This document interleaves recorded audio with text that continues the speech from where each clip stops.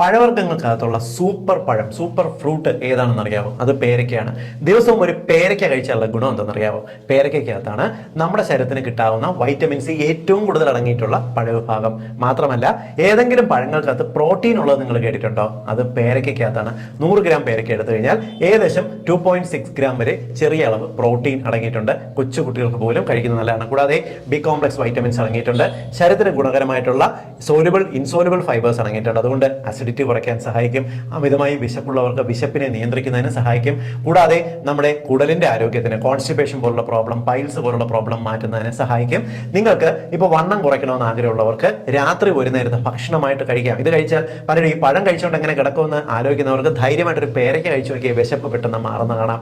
Immunity വർദ്ധിപ്പിക്കാൻ സഹായിക്കും. കാരണം വൈറ്റമിൻസും ആന്റി ഓക്സിഡൻസും സമൃദ്ധിയായിട്ട് അടങ്ങിയിട്ടുണ്ട്. കൂടാതെ ഇത് നല്ലൊരു പ്രീബയോട്ടിക് ഭക്ഷണമാണ്. പ്രീബയോട്ടിക് ഭക്ഷണം എന്ന് പറഞ്ഞാൽ നമ്മുടെ കുടലിനകത്തുള്ള ബാക്ടീരിയകൾക്ക് നൽകാൻ സാധിക്കുന്ന മികച്ച ഭക്ഷണമാണ്.